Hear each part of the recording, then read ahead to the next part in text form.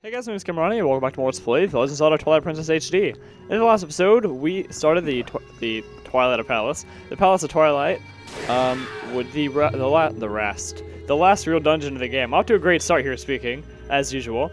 And in this episode, we're gonna finish the Palace of Twilight and defeat the boss, which you guys probably can guess who that boss is, but I'm not gonna spoil it in case you haven't quite figured it out. We're just picking back up exactly from where we left off. In the last episode, Shadow Keys, please go away. Okay. So this episode will be a little bit longer than the last one, but that's okay. Because there will be a lot of, the boss is really lengthy. Not because of the, yeah, I guess the gameplay is lengthy, but there's gonna be a lot of cutscenes, so. Between all that, we're gonna have a lot of cutscenes in this episode. It's gonna be kind of, most of the episode, or a large portion of it, will be taken up by the boss, but besides the point. Coming out here onto this little balcony right here, I recommend that you shoot these guys down. It is not required, but I highly recommend it. It's going to make your life a lot easier. You can't shoot these guys down with your bow and arrow, but it'll take 3 arrows, if I'm not mistaken, to kill them. And to shoot them 3 times is kind of difficult from far away, like 3 times in a row. So your best bet's just to try to kind of lure them in and then kill them with one hit of our sword that is holding the power of soul. So that's your best way to kill them. But I do recommend you kill them. You'll see why in a moment. But if you don't, they're gonna be quite the headache here in a moment if we don't take care of them. So yeah, I'm trying to shoot that one over there, but it didn't go so well. So yeah, that's pretty much that. I'm gonna talk about my day a little bit because it was a pretty good day. Or I don't know if I would say it's been a good day. It's been kind of ugh. So today was the last day of school in 2016. Which it's really late. It's the 21st, so Christmas is 4 days away. We usually don't have like school going on this close to Christmas, but with the way like the calendar worked out this year, it's just cut really close. Like the way everything worked out. Yeah, so school is not school. Christmas is in 4 days, and we just got out of school, so it feels kind of weird to be out this late. But I mean, you know, on the bright side, we're gonna be coming back kind of late, so. I mean, like, I'm coming back to school, let me think, I think, like, on the 8th of January? Which is really, no, I'm coming back on the 9th, that's really late. But I'm also going to MagFest, and so I'm actually missing the first 2 days of the new term, so, you know, already off to a great start, but that's okay. Because, like, I never get sick, I never miss school, honestly. the only days that I'm out are on field trips or when I'm going to MagFest. Like, those are the only days of the year when I'm out of school. But anyways, you're going to see a lot of these Zant heads. We will have to take care of them. So once you take care of the one right over here, hit those 2 switches right there, fill them with the power of soul, and then head over and kill these guys. Yeah, so it's kind of weird, like, you know, going to, like, getting out for Christmas break or winter break that late and coming back so late. And the way it works out is I was supposed to come back to school on a Thursday, go Thursday and Friday, but I'll be gone those 2 days from MagFest, so I also get the weekend as well. For like a whopping, let me see how many days this is gonna be. Probably shouldn't be doing this in the episode, but I'm going to. 1, 2, 3, 4, 5, 6, 7, 8, 9, 10, 11, 12, 13, 14, 15, 16, 17, 18 days out of high school. That's gonna be great. So hopefully I won't miss too much on those first 2 days. Half of my classes are actually staying the same. So all I have to worry about is chemistry and pre-cal. Like that's all I need to, like, I guess, like, catch up for, or really have to worry about missing the first 2 days for. Right over here, you're gonna have to use a spin attack to get rid of all the dark fog. Just slashing your sword will be enough. Spin attack will open it up temporarily though for you to be able to get past the waterfall. So, and if you decide you just want to jump on through, you'll transform into a wolf halfway through, and then you'll just fall like straight down through the gap. Yeah, so you don't want to do that. You definitely want to use your sword and with the power of soul and use that to get past the dark fog. Anyways, so that's the point. I'm really looking forward to that. It's crazy that MagFest is during this winter break. That I've started the winter break that MagFest will be during. If that makes any sense. I'm really excited. Going to MagFest in like 13 days, I think. Anyways, you got the big key. Okay. So there you go, we must be getting pretty close to the boss then, if we just got the big key. Yeah, this is what happens if you transform. And I didn't mean to do this, actually, but I got a little bit too close. And I just fell into the abyss. So yeah, what I recommend doing is using your sword and just doing spin attack to get the fog to stop temporarily and just jump. You'll take like half a heart of damage, I believe, but honestly, I think that's the much better choice rather than climbing all the way back down. I'm just impatient like that. I'd rather potentially break my leg than spend the time to climb back down. It's a good thing that I'm not Link. Because if I were, my journey would not last very far. But yeah, so that's been pretty cool. Pretty excited that it is finally going to break. Right here, once you get into this little area, we'll have a lot of Twilight Beasts just fall out of nowhere. And I mean a lot. But luckily, since our sword is filled with the power of soul, they will die with one hit. Actually, it's a different room that happens. I apologize, just kind of spoiled a little thing. Yeah, once we get to another room, that's going to happen. Not really a spoiler, but oops. Anyways, after you kill those guys, and you have to kill them all at once, that rule still applies. Hit the switches and rise back up through the platforms. So I gotta say, these platforms look really cool. It probably helps that this color, like this kind of tealish kind of color, is probably around, it's pretty close to my favorite color. So, yeah, it just looks really cool. Just this entire world does. Like, if there's more blue than like purple and black, I think I'd like this place a lot, but that's just me. Anyways, my exams went pretty well, I would say. I mean, I don't know. My English, I got one of the highest grades for the English exam, so I'm thankful for that, at the very least. However, when it comes to the other two exams that I was worrying about, my AP US History and my Psychology 101, and my Spanish 3 exam, those are the ones that I was worried about. I took both of those today. The AP exam was harder than I thought it would be. Kind of worried about what my results are going to be. But we have a really weird situation going on in that class because, and right here I just accidentally fell back down, so I'm going to have to climb all the way back up. So I'll see you guys back here in a moment. Alright guys, finally back. Yeah, be careful with this platform. You don't want to drop too early or too soon, or yeah, you want to land on this thing, because if not, you have to climb all the way back up, and that's no fun. Anyways, getting back to what I was talking about, the AP US History exam, or midterm, that was a lot harder than I thought it was going to be. I'll know my results for that soon, but we have a really weird situation going on in that class. So my teacher had a kid. Had a baby, I'll say, rather. And we had a temporary sub who's going to come in. She's on maternity leave, so we're going to have a sub that's going to stay with us for a little while. That sub came in, but she wasn't AP certified. And that means that if someone moves into the district, a new teacher moves into the district that is AP certified, that they will automatically take over the course. Well, someone just happened to move into the district. So, our temporary sub, out of nowhere, was told that she's not going to be teaching us anymore. And we had a new lady who came in. And she doesn't know how our grading system works, so she has screwed up all the grades.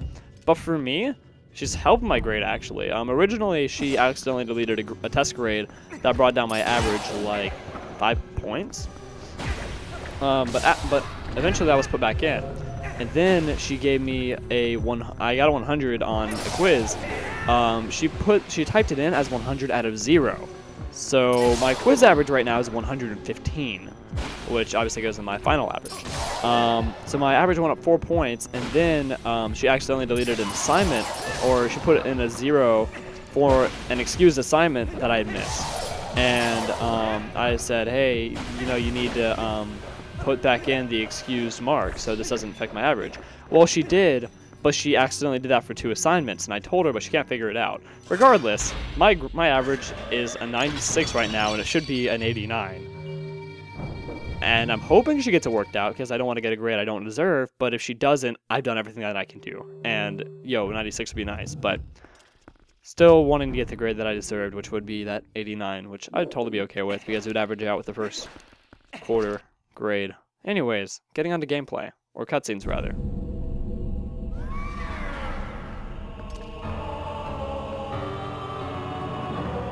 Zant.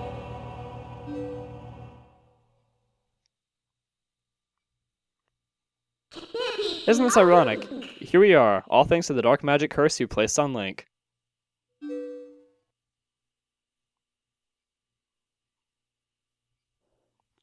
You speak of magic? Still your tongue for a moment, whelp, and I will tell you of both magic and the oppression of ages.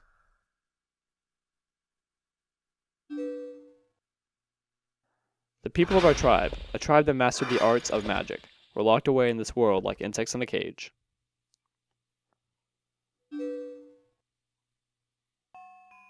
In the shadows we regressed, so much that we soon knew neither anger nor hatred, not even the faintest bloom of desire. And all of it was the fault of the useless, do-nothing royal family that had resigned itself to this miserable half-existence.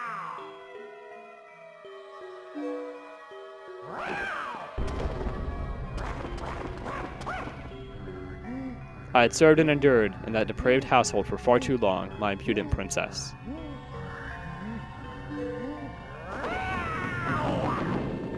And why, you ask? Because I believed I would be the next to rule our people. That is why.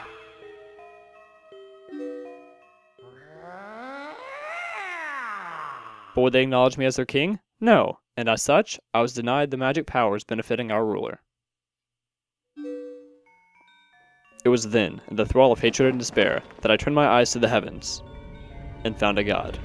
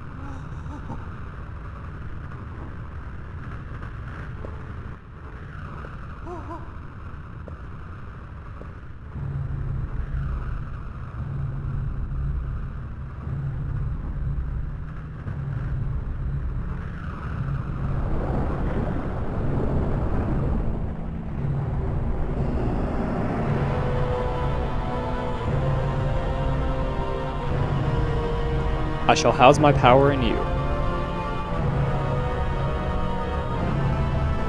If there is anything you desire, then I shall desire it too.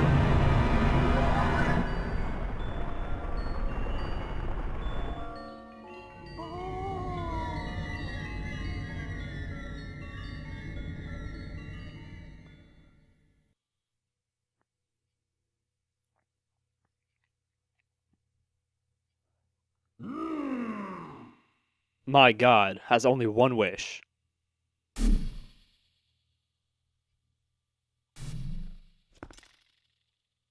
To merge shadow and light, and make darkness.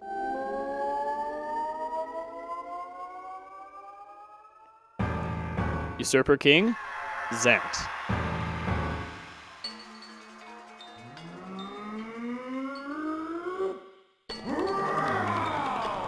Alright, I'm sorry about that, guys. My TV did the weird thing where, like, it blacked out again. I think you guys know about this issue, but I've had it for a while. But regardless, here we are. The battle. The boss of this dungeon, Zant himself. Okay, so the main mechanic of the battle is that there are going to be multiple phases, and each phase will take place in a dungeon that we've completed in the game. Usually in the boss room, but it's going to get a little different, as we'll soon see. Right here, we are in the boss room of the very first temple, the Forest Temple. Basically, all you have to do is you need to get your Gale Boomerang, throw it at him, get him to fall into the water. He'll hip hop across onto the land, and then hit him with your sword. Here we are in the mini boss room of the second dungeon of the game. Right here, same mechanic, well, same goal, obviously, to attack him. But he's going to use the platform to his advantage. He's going to try to knock you off. And in fact, I actually end up falling off myself later. And if you do, then you just restart the phase. But be very careful not to do that, because before you know it, it'll either lean forward or lean backward. It'll lean against you, and you will go barreling off the side like I just did. So do be careful with this. But the mechanic is pretty simple. Just be careful. Usually, like, he's going to be up on the high-end side, so just make sure you're always running against the way that the platform is tilting, so you don't fall off. And eventually, after he shoots, he will get tired. I recommend using a jump attack to deal a lot of damage, or if you have gotten the Great Spin, and if your hearts are full, use the Great Spin attack. Spin attacks, in general, they do well as well. So I recommend either jump attack or spin attack to get in a lot of damage. But once he is done, once he's finished shooting, he will take a break, and then you'll get a chance to attack him. And once you do enough damage, you'll then move on to the next phase. That's the mechanic for this battle. And now here we are in the boss room of the third dungeon, Lake Blood Temple. So I recommend equipping your Zora armor and also your iron boots as well. I had trouble equipping them right here. Actually, I paused so I could figure this out. Okay. There you go. His head's gonna rise, like a big model of his head's gonna rise up out of the water, or his head armor, I guess. What you want to do is get out your claw shot, and once he's done attacking, get close enough to use a claw shot to get him to you, and then attack him with your sword. After the first time you do this, the big colossal head will go back down into the ground, but the same mechanic will be used again, as you'll soon see.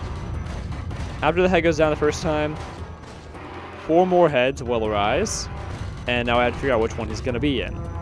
Just keep an eye on each one, rotate between the heads to figure out which one he's going to be in, and whichever one he's in, the door will open.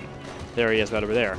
Also, here's another thing. I don't recommend rolling underwater with the iron boots. It actually slows you down, ironically. It's tempting to roll. It's because we're used to that. Just keep walking, because you can actually slow yourself down if you roll like that. And now here we are in the mini-boss room of the first temple. So he kind of hops around a little bit. He doesn't quite go in a linear fashion with this. So let's see. Right here, I was trying to transform. Well, I was trying to switch uniforms, or I don't know if the uniforms, the tunics. There you go.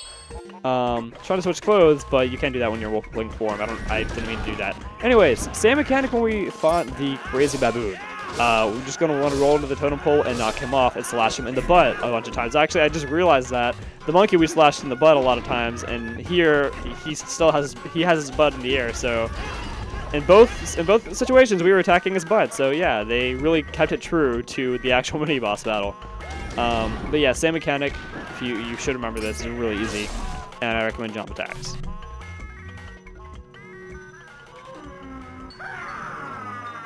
And here we are, in the bedroom of Yeto and Yeta. Okay, actually, exact same mechanic as the second phase of this boss battle, if you remember that. He's gonna get really big. Look at his reflection in the ice to figure out where he's gonna be, and then once he lands, you're gonna want to attack his foot with the ball and chain. Once he does that, he will shrink down to a very, very, very small size. You're gonna want to get near him and attack him. I don't recommend doing too many jump attacks unless you're anticipating the way he's going. Because he can move kind of fast. I mean, not super fast, but quick enough to escape your jump attack. So just be patient. Z-target him and just keep following him until you get a clear shot to hit him with your sword. I believe you can also use any of your items to hit him as well. So do experiment with that as well. And right there, I just used a great spin. Highly recommend that. Which, by the way, I just want to take a moment and appreciate the music for this. I really like it, actually. So I'm going to be quiet just so you guys can hear that. It's kind of interesting. I want to say it's catchy. It's not really catchy, I just like it.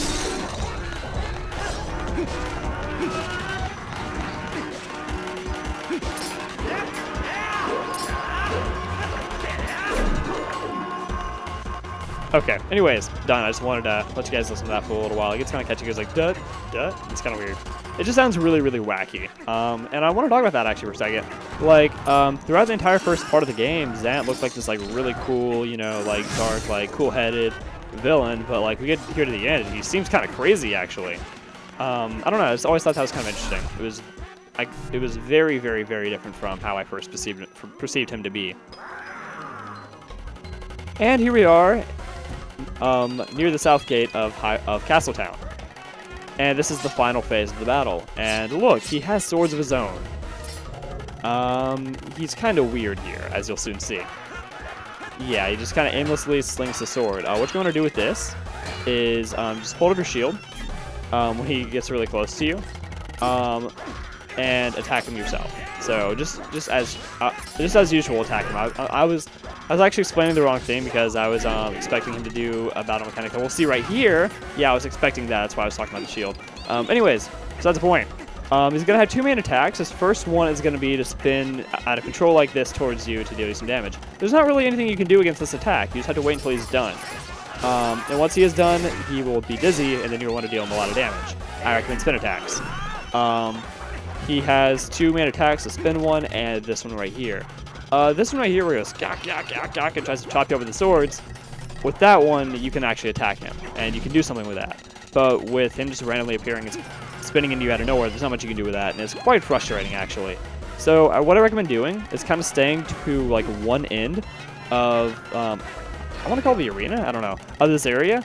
And so you can always kind of anticipate where he's going to be. So you can always have, like, a good view over the entire layout of this area. So when he just appears out of nowhere, you know where he's coming from. So he doesn't just appear behind you like that. You got to be very, very careful with that. So I also recommend listening so you kind of know where he's coming from as well.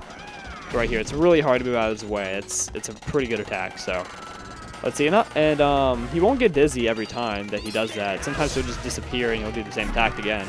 So he doesn't spin out of control and get dizzy every single time. So yeah, and I got actually kind of frustrated with that, as you'll soon see. Let's see. There he goes. Yep. Yeah, pretty frustrating. Okay. Let's see, you can just go in and attack him right here. You might take a bit of damage if you don't hit him first, but regardless. I do recommend that you deal damage to him during that time. But the most damage you're going to be able to deal to him is when he finishes spinning. That's when you're really going to have a good chance to kind of just really go at it. Like right here. And I really hoped I was going to get him right there. Okay. Let's see. There you go. But yeah, I recommend like getting towards like one side of the battlefield, I'm going to call it. Yeah, I really don't know what to call this. Of this closed off area, so you kind of can see where he's coming from. So when he appears out of nowhere, it's not a shock, and you'll be able to move accordingly. And also, just to always stay moving, as I am. So there he goes. He goes in the corner, and there you are.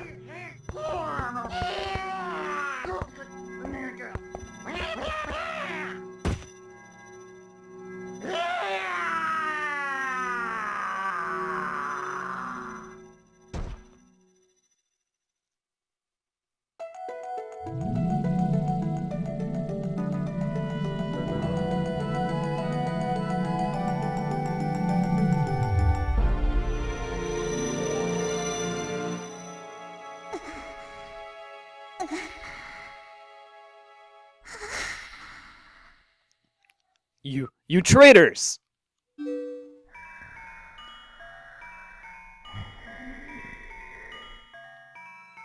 Traitors? Ha! You want to know why none will call you king? It was your eyes, Zant.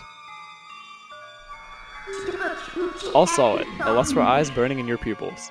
Do you think we'd forget our ancestors lost their king to such greed?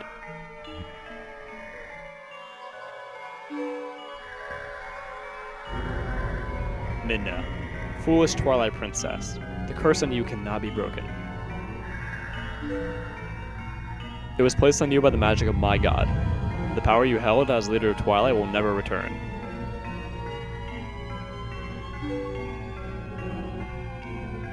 Already he has descended and been reborn into this world. As long as my master, Ganon, survives, he will resurrect me without cease.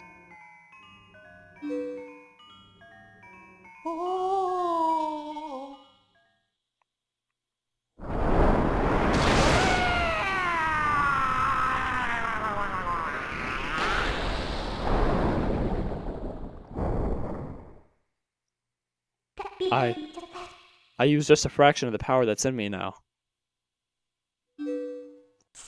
I did that using only a fraction of my ancestors' magic?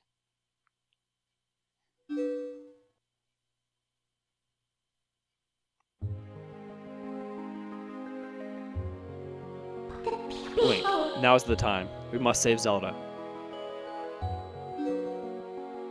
The evil power Zant was wielding. I couldn't take it from him, but at least I still had the magic of my ancestors.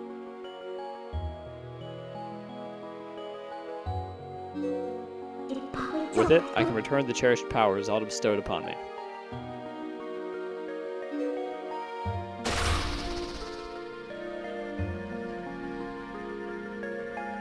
Now, let's go.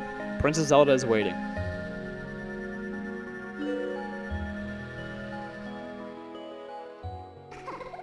Alright, so with that, let's come over here and get our heart container. And there you are, okay. So, you may be thinking we're getting off the episode right here. Not quite. Let's go talk to Midna, and after we do that, there's actually a couple more things that we're going to go back for. Really, two things we're going to go back for. So we are not ending off the episode right here, actually. we're gonna be doing some backtracking. So yeah, it looks like now we know why or who placed that barrier around the castle. I mean, we always kind of had our suspicions that, you know, it was most likely Ganon. I mean, this is Zelda, but regardless, Ganon has been resurrected. Ganon has been resurrected, and it is our job to go take care of him once again. So Ganondorf was just using Zant to help him return to the world of light. I guess now we know the true nature of that barrier over Hyrule Castle. He's in Hyrule Castle, I'm sure of it. Princess Zelda is in grave danger. You must return to the world of light and hurry to the castle. Alright, but before we do that, what you guys should do is come right over here. We're going to go back over to the east flank. The east flank, it just sounds kind of weird. The east end of the dungeon. And we're going to go pick up a couple of things for those collectors of you out there. And you might be wondering, Cameron, you have only one more piece of heart left. Where is it going to come from? Well, we're about to get it, and we will be done with that collectible here in just a moment. But getting back to what I was talking about earlier, yeah, so the entire grading situation with AP US History is kind of weird. And I won't know my Spanish exam grade until I don't know when. It's going to be a little while. The website that is going to be used to put in the grades is currently down, and that's probably why it's down, is because of grading. So whenever that site comes back up, I'll be able to see what I got, but I won't have any idea until then. Anyways, what you're going to do is hit that switch. Now that we have our light filled with the power-up soul, hit the switch, rise up, and get the piece of heart, and there you go. Both rows are completely filled with hearts. So we have gotten all the heart containers and all the pieces of heart. That's one thing we can check off of our list. And not surprising, because we're getting really, really close here. From what I can tell, this series will be 64 episodes, and this is episode 58, so we only have 6 more full episodes after this, including the finale. So, and right over here, you can get a purple rupee for 50 rupees. So, if you are in need of money, I recommend getting that, just because it's right there. And if you came back with a piece of heart, you might as well get that too. Anyways, now what we're going to want to do is claw shot back up to here. Going to want to lower ourselves onto that platform, and we won't quite be able to get out, so we're going to come right over here, hit the switches right here, and then that'll take us on our way out. Anyways, so yeah, and Spanish exam was hard, AP US History exam was hard. I'll know how I did on them by the end of the day, hopefully. But but we only had a half day, since we only like the way they worked it out is we would have half of our exams yesterday and the other half today. Since we finished that half today, we got out at like 11:23, I believe.